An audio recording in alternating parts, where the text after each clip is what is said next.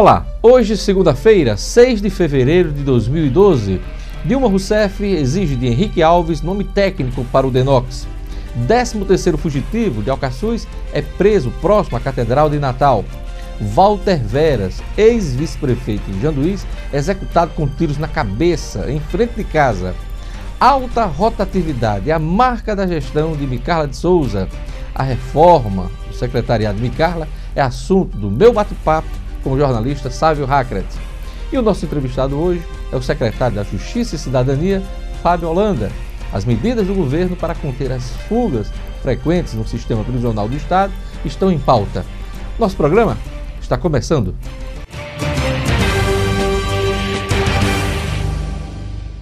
Antes de assumir o mandato de prefeita, Micarla de Souza fez cursinho de gestão com democratas, visitou Gilberto Kassab em São Paulo, e com os tucanos, visitou o então governador mineiro Aécio Neves.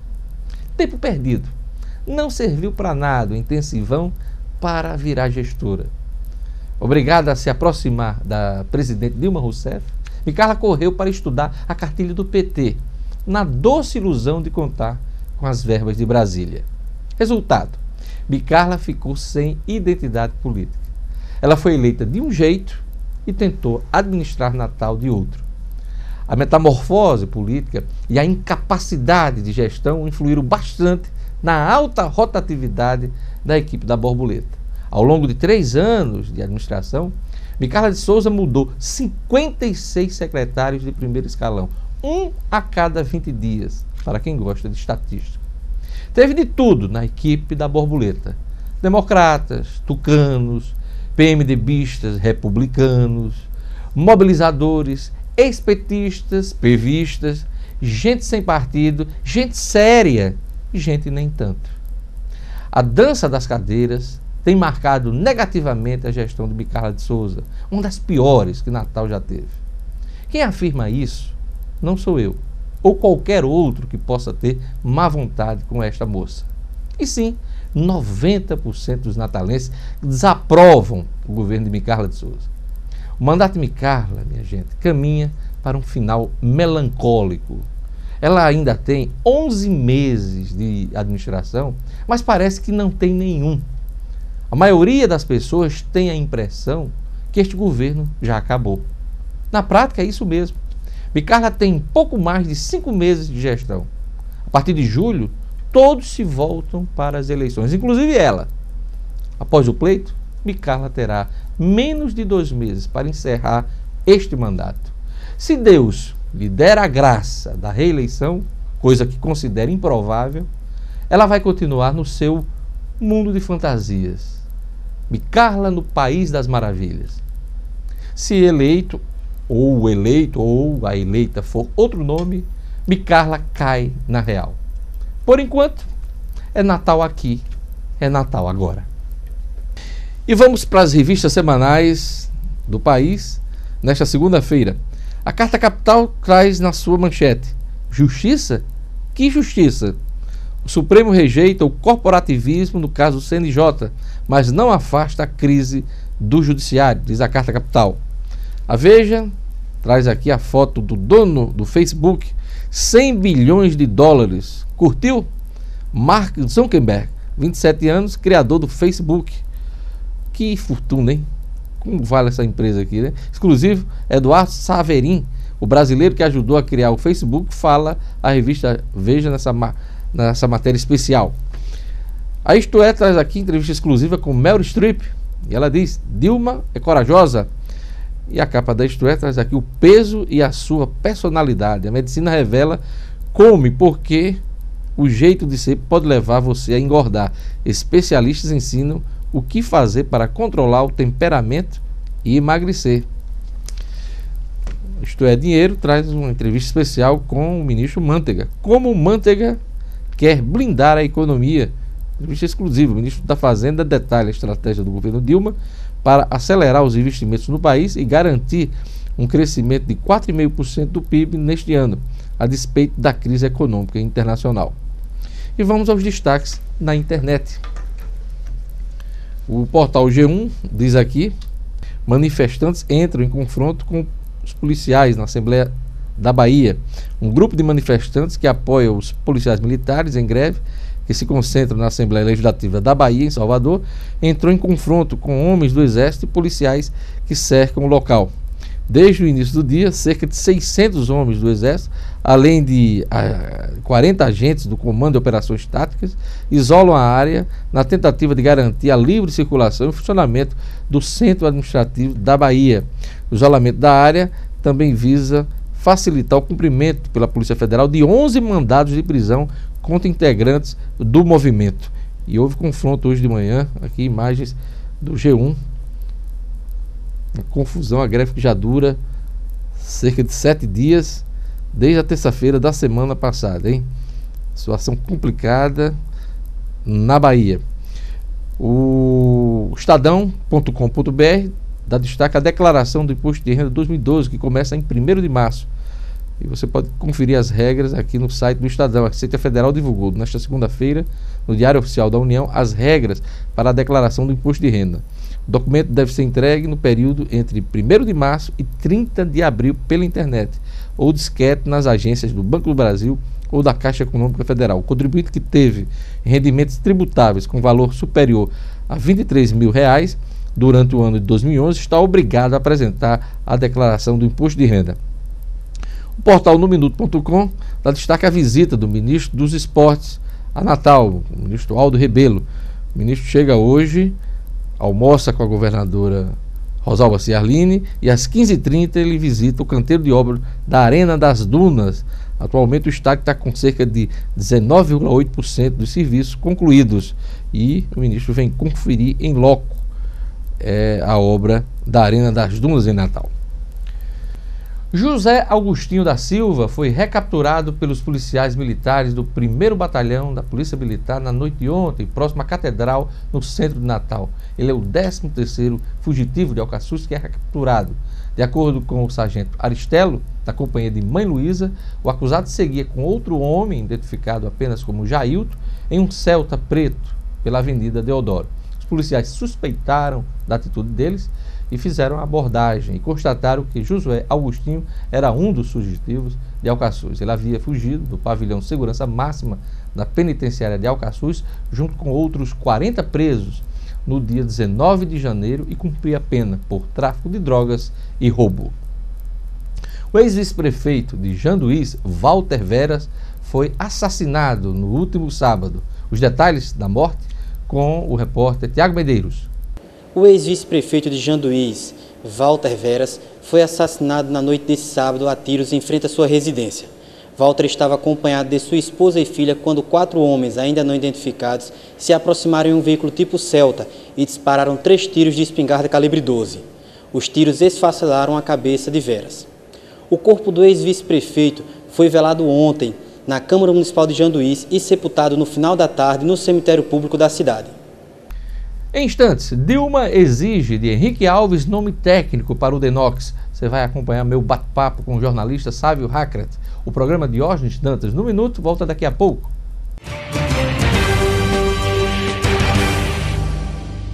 Que tal contar com TV em HD desde o pacote mais básico, ter o maior número de canais HD do mercado e ainda pagar um dos menores preços do Brasil? Aguarde, vem aí Cabo HD, imagens de altíssima resolução, canais com programação diversificada, cores e sons inconfundíveis. Não dá para perder. Pacote HD Master e HD Super disponíveis a partir de fevereiro. Assine já e seja o primeiro a contar com todas as vantagens que só a Cabo HD pode oferecer. Cabo, é muito bom ser simples. A Prefeitura está fazendo mais pelo desenvolvimento de Parnamirim. Vem investindo com eficiência e colhendo excelentes resultados. Tem as menores taxas de analfabetismo e de pobreza de todo o estado. Reduziu significativamente a taxa de mortalidade infantil nos últimos anos. Tem o melhor ensino fundamental dentre todos os municípios da Grande Natal. E já detém a segunda melhor renda domiciliar do Rio Grande do Norte. Sim, Parnamirim. Parnamirim. É possível fazer mais. O governo do Rio Grande do Norte está realizando a Operação Verão no litoral de norte a sul. Os bombeiros já estão prontos para orientar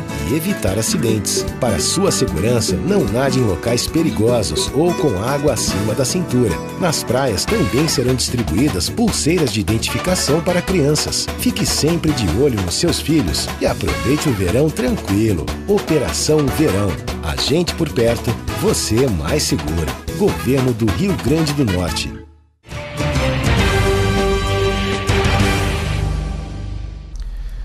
A crise que resultou na saída do diretor-geral do DENOX, Departamento Nacional de Obras contra as Secas, Elias Fernandes, deverá ter um desfecho favorável a Henrique Eduardo Alves. A presidente Dilma Rousseff avisou ao líder do PMDB que ele terá sim o direito de sugerir um nome para substituir Elias Fernandes. Mas esse nome terá que ser técnico, ter conhecimento técnico na área de obras contra as secas, hein? Enquanto o nome não for apresentado, o órgão é conduzido por Ramon Rodrigues, indicação do PMDB do Ceará. Me lembrou aquela novela Morde e Assopra, né? Sabe, Racrate? Houve aquele confronto, aquele Henrique peitou o Palácio Planalto exonerou Elias, mas agora a presidente, um gesto de reconciliação, abre a possibilidade dele indicar o técnico, né? Mas na verdade, fazendo uma colocação, tem que ser técnico, né? Não adianta indicar político.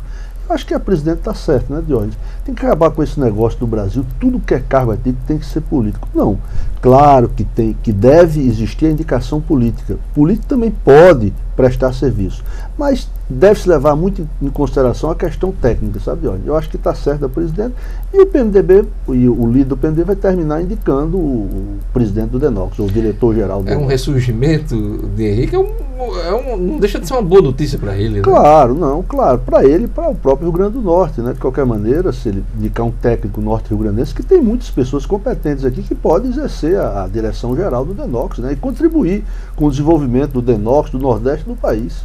Isso demonstra a força da cúpula do PMDB nessas negociações de cargos lá em Brasília, né, sabe? Claro. Mostra o seguinte, é aquela coisa, aquele jogo do cabo, né? Um puxando para um lado, outro para o outro, né? Então chega uma hora, a política é isso, chega uma hora, vai-se atrás do equilíbrio, né? Então terminou se encontrando um equilíbrio aí. O PMDB indica, mas com a condição, terá que ser um técnico. Isso pode ser um sinal de recuperação de Henrique em Brasília? Ou ele vai continuar chamuscado aí até a eleição da Câmara? Eu acredito que Henrique ainda continua chamuscado, quer dizer, aí até a eleição da Câmara. Você veja mesmo que está tendo problemas dentro do próprio partido dele. Agora o ministro Moreira Franco, esse final de semana andou no Twitter falando mal de Henrique, reproduzido pela Veja, né, pelo radar online da Veja, né?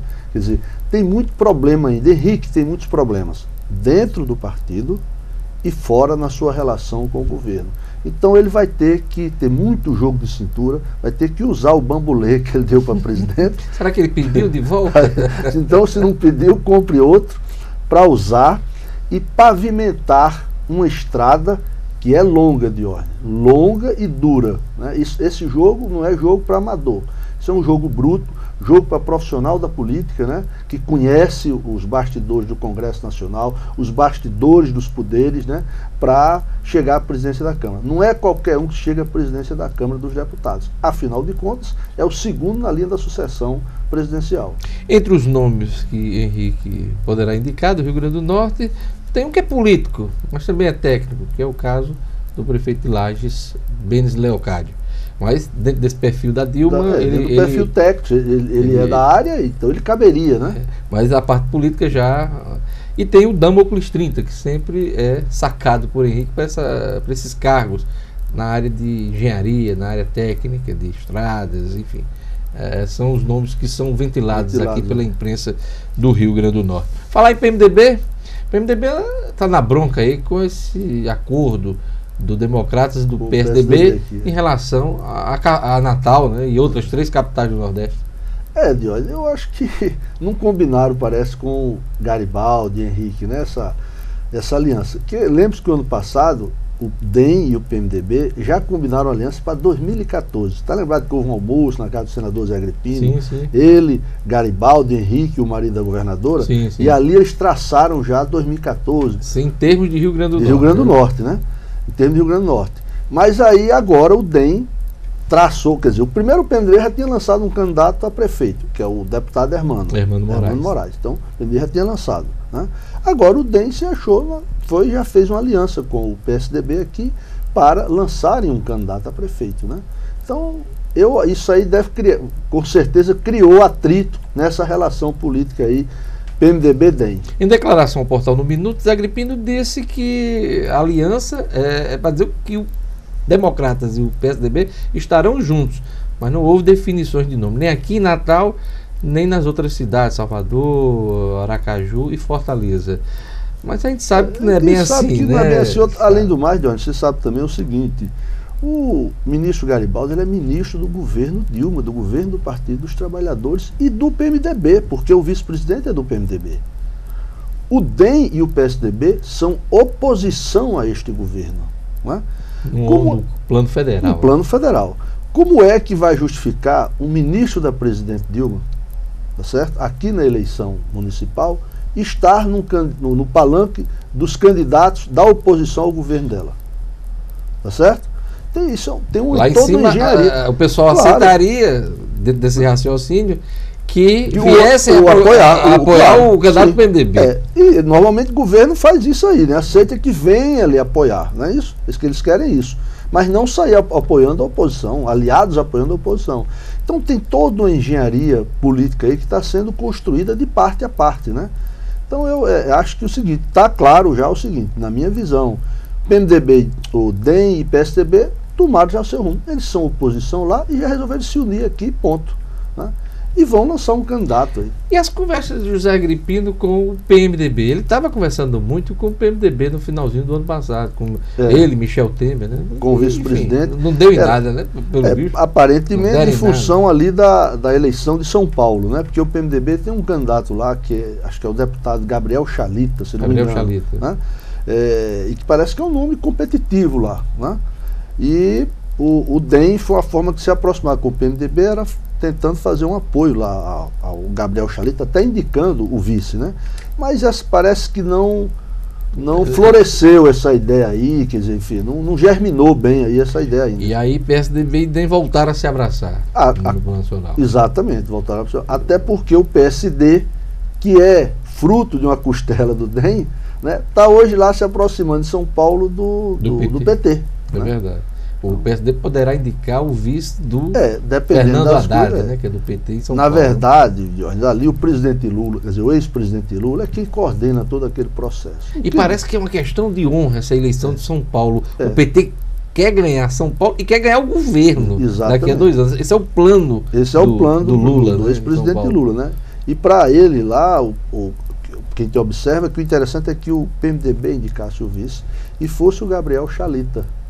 Que parece que agregaria mais lá para o radar. PT e PMDB? PT e PMDB. Né? Mas o PMDB está fincando o pé com a candidatura de Chalita, alegando que tem o segundo turno, enfim, essas coisas de política, mas eu acho que ainda tem aí até abril para rodar. Essa aliança do PT e PMDB lá em São Paulo poderá ocorrer? Poderá ocorrer, claro, vejo mais que poderá ocorrer. Mas o Kassab está correndo por fora. Está correndo por fora. Por quê, Dionísio? A gente sabe o seguinte: a eleição municipal mais importante do Brasil é a de São Paulo. Por quê? O estado de São Paulo é um país. A cidade de São Paulo é outro país dentro do estado de São Paulo. Pelo recurso, pela sua capacidade e tal. E o PT não consegue êxito lá. Êxito no governo, porque a cidade de São Paulo já foi administrada. Não, já foi, mas não consegue. Luiz Erundina ou Marta. Marta Suplicy, né? Mas nas últimas tem perdido. Marta, inclusive, perdeu a reeleição dela, pra você ter uma ideia. Ela era prefeita, né? O que não é comum isso. Né? O comum é quem está no cargo ser reeleito. Perdeu. Então o PT sofre de uma fraqueza eleitoral na cidade e no estado de São Paulo. E está tentando a todo custo costurar aí uma aliança. Que não é fácil. Em cima do prestígio do Lula, fazer reverter esse processo de decadência do PT em São Paulo. Né? E isso aí, na minha visão, é o seguinte: o que for acordado lá terá reflexo em todo o país. E parece que já tem aqui conversas aqui, né, do PSD com o PT, tentando replicar essa aliança do Kassab, possível aliança do Kassab com o PT lá em São Paulo. Né? Mas o que for acertado em São Paulo, Diógenes, eu vejo o seguinte, for acertado lá, terá reflexo em todo o país. Porque o que é que acontece? Lá dos outros partidos estão lá com candidatos, né? O PSB tem candidato, o PMDB tem, o PDT tem, o PCdoB tem, o PT tem, o PSDB, enfim. Quando for acertado lá, alguém vai ter que, alguém vai ter que retirar a candidatura para apoiar, no caso, o Haddad, o ex-ministro Haddad lá. Então, se o PDT tira, o PCdoB tira, o PSB tira, eles vão querer compensação em outros estados. Ninguém se engane disso, em outras capitais. Então, muitas candidaturas que estão postas hoje no Brasil e em outras capitais, elas ainda dependem desse arranjo paulista. No caso aqui, está mais do que claro que o DEM vai de Rogério Marinho? Não, eu não acho tão claro assim não. Eu acho que o DEM ainda pode ir com o deputado Felipe Maia, o filho do senador Zé Agripino. Você acha que o menino demonstra desinteresse nessa eleição? Mas não. Eu estou falando. Mas eu não acredito muito nesse desinteresse, não. Sabe, eu não vejo ninguém, pelo poder, eu não vejo ninguém desinteressado. Ele tem dado declarações, inclusive, de simpatia à candidatura de Rogério. Eu não coloco. Não, eu não quero dizer que Rogério não será o candidato. Não é isso que eu estou dizendo. Rogério pode ser, está em vantagem hoje, mas se Rogério também não se mostrar viável nos próximos 60, 90 dias, entendeu? Quer dizer, por que o DEM vai para uma aventura com um aliado de outro partido se ele pode ir se ele pode ir numa postura sua? Mas ele já se apresenta, o Rogério se apresenta no terceiro lugar sempre nas pesquisas. Quer dizer, essa questão do terceiro lugar é relativa, né, Diógenes? Porque ele não consegue romper a barreira dos 10%, tá certo? Então ainda não é. Quer dizer, você tem 8%, quem tem 5%, Diógenes não tem 4%.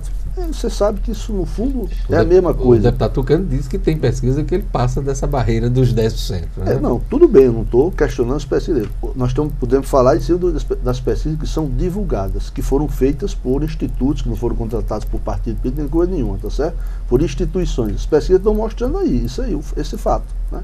Eu acho que ele pode ser candidato. Agora, ainda vai ter que mostrar alguma coisa lá dentro da aliança. Eu não acredito que Rogério deixe de ser candidato, até levando em conta o passa-fora que ele recebeu lá em 2008, este ano, independente dessa aliança nacional. Eu acho muito difícil, ele tem reafirmado a candidatura com muita ele tem sido mais veemência. De todos os pré-candidatos, ele tem sido o mais candidato. Você prestar atenção, a movimentação de Rogério é a mais agressiva. Agressiva no sentido de ocupar espaço. Mais intensa. De ocupar espaço, de ir para a rua, de fazer movimento e tal, pensar Natal, reunião disso, daquilo, toda semana. Então ele tem sido o candidato mais presente, assim, né? Ou pré-candidato, né? Mas, enfim, política tem muito chão ainda, eu acho. Você acha que Felipe Maia pode surgir no cenário como pré-candidato? Pode. E Ney Júnior, o filho de Ney Lopes? Não, esse aí tem um desejo. Como o pai tinha, sempre né? teve um desejo, né? Zé Agripino, tchum! Aí eu acho que, eu não sei porquê, mas o DEM, quer dizer, o ex-PFL hoje DEM, parece que não dá uma oportunidade, nunca deu uma oportunidade assim a Ney, né? Nem pro filho de Ney agora. Não sei o que é que há. Há alguma coisa interna ali que. Aliás, a legenda é faltada para o senador Zé Agripino, né? O projeto pessoal dele, hoje familiar, até porque tem um filho deputado federal. Então eu não acredito muito na possibilidade da candidatura do vereador Ney. Micarla de Souza demitiu todos os cargos comissionados, fez uma reforma até ampla, 10 secretários mudaram aí. É sinal que vai ser candidata, sabe, na sua opinião? Diógenes, eu não sei, às vezes eu acho que vai ser, eu acho que não vai ser um governo tão confuso esse governo. Instável, né? Quer dizer, um governo que teve uma média de mudança de secretariado a cada 20 dias, Diógenes, não brinque não. São a cada 3 semanas, menos de 3 semanas, tem uma mudança. É uma instabilidade muito grande. Então, diante dessa instabilidade, quer dizer que ela vai ser candidata ou não vai ser candidata, você tem argumento tanto para um lado como para outro, entendeu, Diógenes? É difícil, mostra uma instabilidade muito grande. Mas há quem veja nessa mudança ampla que ela está fazendo na equipe, né, um sinal de que ela está limpando a área para se cercar de gente mais comprometida com o projeto político dela. Inclusive, Diógenes, eu vi agora nesse começo de ano alguns pessoas daqui de Natal que eu conheço que trabalham na área do marketing político, que fazem campanha, foram procuradas por ela. Pelo menos uma pessoa me confirmou, me disse que tinha sido procurada, e outra disse, olha, e fulano de tal também foi procurado e tal. Então, quer dizer, ela é um se movimentando, né? É um movimento de quem quer ser candidato, tá certo? Você procurou já a estrutura de marketing, marqueteiro e tal, quem quer. Agora, não sabe, por outro lado a gente ouve que a família não quer que ela seja candidata por desgaste. Enfim, essa é uma questão que eu acho que a gente só vai saber na 25ª hora. Mas a falta de identidade política de Micaela é muito resultado da forma como ela se elegeu e da forma como ela tentou governar a cidade, né? Ela se elegeu aqui com um pessoal... Democratas, PR, PSDB, PMN, né? PR, tudo. Né? Aí começou a governar também com o PMDB, que Henrique já indicou, os secretários lá, quer dizer, não é, que no Rio Grande do Norte é engraçado, ter o PMDB de Henrique, o PMDB de Garibaldi, como se não fosse só um partido, né? Ninguém vota no PMDB, você vota no PMDB, num partido, não é verdade? E aí o governo foi se esgarçando. Esse povo foi sumindo do lado dela. No segundo ano, que é o período da eleição de governo do Estado, né, quando perceberam que a situação dela era insustentável, o que é que fizeram? Pularam fora. Né? O PSDB e o DEM foram os primeiros. Pularam fora. Mantenha a distância. Não, claro. Por que está segurando em alça de caixão, né, Diógenes? Porque política é muito pragmática nesse sentido, né? São muito pragmáticos. Por que está segurando isso aí? Então pularam fora. E por questões federais, né, verbas federais, ela tentou dar uma guinada pró-PT. Exatamente. Mas também teve o caminho barrado por Fátima Mineiro, né? Ela tentou fazer um movimento de aproximação com a presidente Dilma, né? Até porque ela apoiou no segundo turno, ela foi para o Palanque, né? Mas Dilma perdeu, né, em Natal. Você vê como são as coisas. Ficou uma péssima impressão. Então, um apoio desse, inclusive, foi dado em Minas Gerais, né? Então, o fato é que isso não se trata, nem de um lado, o fato de ordem é uma confusão generalizada do governo de Micaela, da jornalista Micaela. Generalizado. Você não sabe. É do ponto de vista político, a gente fala de tanta coisa que a gente fica perdido na política. E na gestão também é um desastre, Diógenes. Porque, Diógenes, uma prefeitura, tudo bem, não precisa que não fizesse grandes obras e tal, mas condição mínima. Qual é a condição mínima, Diógenes? Deixar a cidade limpa. Tapar os buracos. Bem iluminada. Sabe, Diógenes, isso é o mínimo. Porque todo cidadão paga imposto. Será que a prefeitura não tem condições de deixar a cidade limpa? Pagar, tapar os buracos? É o mínimo, o mínimo, o mínimo. Deixar os parques, as praças limpas. Né? Ela não conseguiu isso, que é o mínimo. Então você imagine as outras coisas grandes que uma cidade como Natal hoje já pede e já exige, que a sociedade exige. Né? Aí que não conseguiu mesmo, é um desastre. Então nós estamos nessa altura, estamos aqui já em fevereiro, a antivéspera do carnaval. Cadê a obra de mobilidade da Copa? Você já ouviu falar? Alguém viu um tijolo? Só dos problemas. Então, só sabe dos problemas. Então é um negócio tão confuso. O Natal está passando, passou aqui, está passando um furacão que não terminou. E levando a cidade, né? Onde você anda, em qualquer lugar, se você vai num bar, você vai numa livraria, você vai num restaurante, em qualquer lugar do Natal, todas as pessoas reclamam. Por isso, essa desaprovação de 90% então, apontada nas pesquisas. Né? Não é possível que todo esse povo esteja errado e o certo esteja a administração de Micaela. Não é possível isso. O juiz criminal Henrique Baltazar deu entrevista nesse final de semana e fez um duro diagnóstico do sistema prisional do Estado, sabe, Hackett? É verdade, realmente mostrou o seguinte, que está falido. Né? E isso é uma falência que não começou, foi agora, não faliu neste governo agora. Não adianta que a responsabilidade foi este governo. Não é isso. É um processo de ordem que vem. Desde a construção do presídio. Até o local que escolheram foram errados. Eles escolheram para construir o presídio Alcaçuz em cima das dunas, que é mais fácil os caras fazerem buraco e escapar. Areia fofa. Né?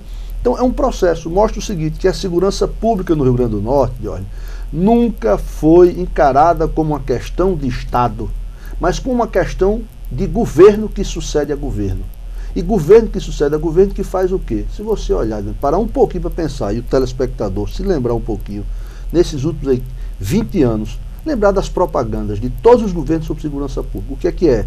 Entrega de moto, entrega de carro, arma, colete e arma. É isso aí que se faz. Aí bota os carros desfilando com a sirene, não sei o que, os soldados tudo perfilado. Só isso, Diógenes. A única coisa que é feita de segurança foi feito isso. Nunca se olhou a segurança como uma questão de Estado. Inteligência. De inteligência, de tudo, de investimentos que são necessários, né? De preparo para os agentes, para os policiais. Mas os governos têm falado muito em centros de inteligência, integração das polícias. Né? Mas tem falado. Tem falado, mas a gente não vê de concreto, Diógenes. E da qualificação dos profissionais. Você não vê isso, Diógenes. Você veja que São Paulo e o Rio de Janeiro já estão superando. Os seus problemas de segurança são muito mais graves do que o daqui. Porque lá eles investiram, os governos investiram. Não quero saber de qual era o governo, se era de A, B ou C. Houve um processo. Foram vendo, tem que investir, não interessa. Até porque a sociedade exigiu. Exigiu. Essa guinada, né? Essa guinada. Então aqui o juiz diz o seguinte, que o Estado não domina os presídios. É grave, Diógenes. É grave demais. A ausência do Estado permite o quê? O caos. Aí a bandidagem se instala lá. Quem domina o presídio é a bandidagem. Quer dizer, não tem fiscalização à noite de 5 pavilhões de Alcaçuz por problema de energia elétrica. Que, claro, eu sou agente, você é agente, qualquer um agente aqui vai correr o risco da noite de passar no meio daquelas celas ali, Diógenes. Só menino bom lá. Ora, tudo rezando. Sabe? Então, é difícil, né, Diógenes? É muito difícil. Sabe, muito obrigado por sua participação no nosso programa. Tá bom, Diógenes. Um abraço e até segunda. Até a próxima semana. Em instantes, você vai acompanhar uma entrevista com o secretário da Justiça e Cidadania, Fábio Holanda. Entre os assuntos, ele fala sobre o novo modelo prisional para o Rio Grande do Norte. Tá precisando, hein? Eu volto daqui a pouco.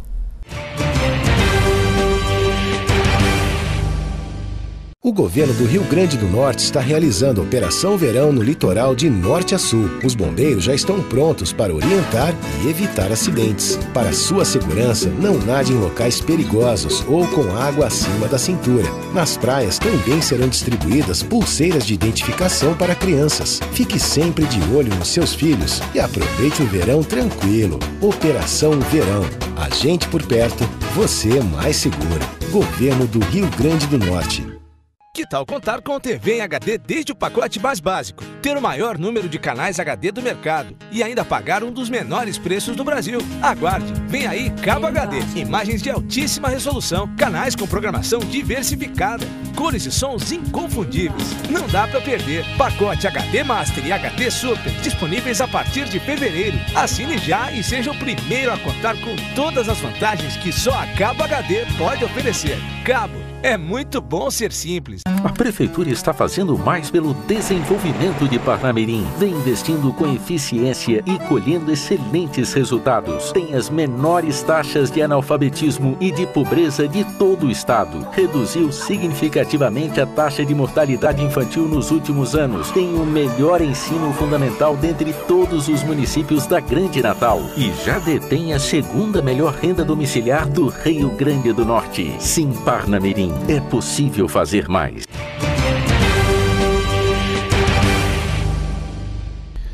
Nós estamos de volta com o programa Diógenes Dantas no Minuto. Obrigado por sua audiência. Hoje eu gostaria de mandar um abraço para a advogada Priscila Pérez, um abraço também para o empresário Tiago Gadelha, da Simas, e um abraço também para o médico Silas Carvalho. A todos, obrigado pela audiência.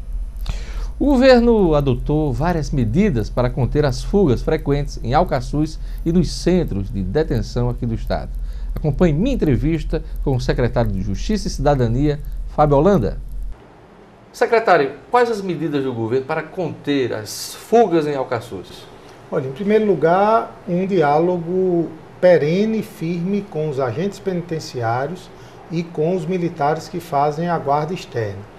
Depois, termos uma administração penitenciária com toda a força, com todo o apoio que o poder público precisa dar a essa área. E uma direção e vice-direção do presídio que o secretário possa dizer, está bem entregue, não haverá desvios nem éticos, nem desvios administrativos. Posteriormente, nós detectamos que existia, com essa questão dos túneis, a necessidade de obras que realmente resolvessem, de obras firmes e de obras que resolvessem a questão e não fizessem gambiarras. Então, passamos uma vala ao redor dos pavilhões e ao redor do presídio e colocamos mais de 20 refletores, tanto internos como externos, para tendo esse diálogo e essa sintonia fina entre todos os que fazem o sistema penitenciário e essas obras de infraestrutura, que não são ainda todas as que nós precisamos fazer, mas já é um grande começo porque resolve, não são paliativas. Secretário, depois da fuga histórica de 41 presos, Alcaçuz registrou uma outra fuga, também por túneis. A rotina foi estabelecida nesse caso? Não. A primeira fuga, realmente, ela foi um atentado ao cidadão, ao contribuinte, ao Estado. Foi uma tentativa de enfrentamento. Nós respondemos firmemente e em 3 horas demos a linha do que será a gestão do sistema penitenciário enquanto nós estivermos na Secretaria de Justiça e Cidadania. E uma coisa que a sociedade viu foi a postura firme de apoio da governadora Rosalba Ciarline, com decisões rápidas e com um apoio total às medidas que foram levadas por mim. A segunda fuga é o que nós podemos chamar de um acidente. Infelizmente, nos últimos anos, havia uma fuga por um túnel. Ao invés de se fechar o túnel, se mandava o cimento para o próprio preso fazer uma camadazinha de cimento e dizer, bom, enquanto a gente quiser, a gente não foge por esse túnel e vamos deixá-lo para fazer uma espécie de cadeia de túneis. O que é que nós estamos fazendo? Nós estamos destruindo qualquer possibilidade de túneis pré-existentes, o que a curto prazo nos dará uma tranquilidade até que possamos ter o pavilhão 4 em condições de receber uma quantidade de presos que lá existiam e termos as ventilações e as áreas de contenção e as grades de contenções dentro dos pavilhões numa quantidade suficiente para que possamos ter, de fato, um presídio de segurança máxima. Então o senhor acredita que as medidas que foram tomadas pelo governo do Estado já surtiram efeito como resultado final dessa segunda fuga? Não tenha nem dúvida. Ali existiam 100 presos que estavam tentando fugir. 5, um inclusive baleado, conseguiram. Os outros 95 voltaram. Tiveram que recuar pela ação conjunta de todos os que fazem o sistema penitenciário. E às 4 e pouco da manhã, 4h20, 4h30, o secretário já estava indo para Alcaçuz e a imprensa, quando soube, nós já estávamos em Alcaçuz e a direção do presídio já estava dentro do pavilhão. Na primeira fuga, eu soube pela imprensa.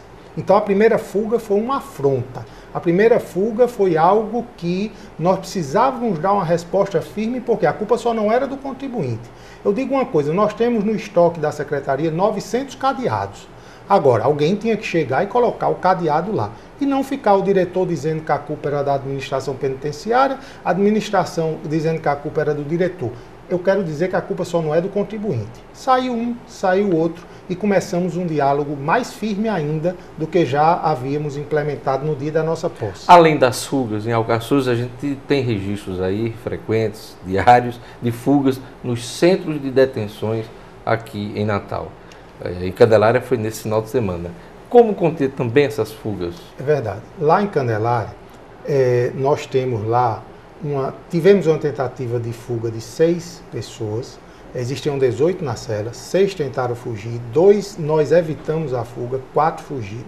Ocorre que o que é que foi feito no passado? De 2006 a 2010, pegou-se as delegacias de polícia, pegaram-se as delegacias de polícia, transformaram o nome apenas para Centro de Detenção Provisória e não fizeram nenhuma mudança estruturante, nem nenhum apoio logístico para que fizéssemos ali, de fato, um presídio. Então, se fez de conta que estava resolvendo um problema apenas para maquiar uma notícia. Não existe mais preso em delegacia. Quando, de fato, não foi feita uma solução definitiva.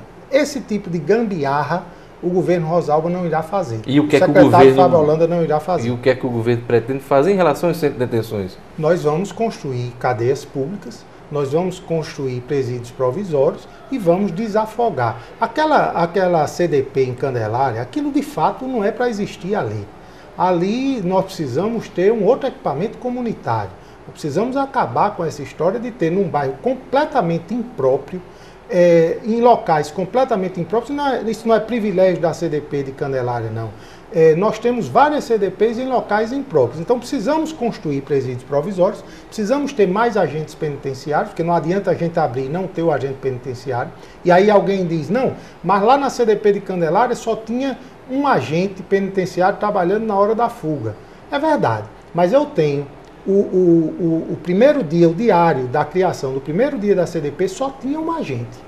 Então é algo que não se resolveu e nós teremos um olhar firme. Quando nós dissermos que temos presídios provisórios em quantidade suficiente, não será uma forma de enganar a população, será uma forma de fato de resolver os problemas. Em entrevista a um dos jornais na cidade, o juiz criminal Henrique Baltazar fez um duro diagnóstico da situação, principalmente em Alcaçuz, mas ele fez uma crítica ao sistema prisional como um todo. Como é que o senhor recebeu as declarações do juiz Henrique Baltazar? Olha, eu já estive com o juiz Henrique Baltazar na secretaria 2 vezes, já estive com ele ao telefone quase que diariamente, já estive com ele em Alcaçuz. Ele no Twitter ontem disse que dessa vez está vendo as coisas serem resolvidas de maneira firme. Agora, ele fez uma análise do ponto de vista do que acontece nos últimos 15 anos no Rio Grande do Norte.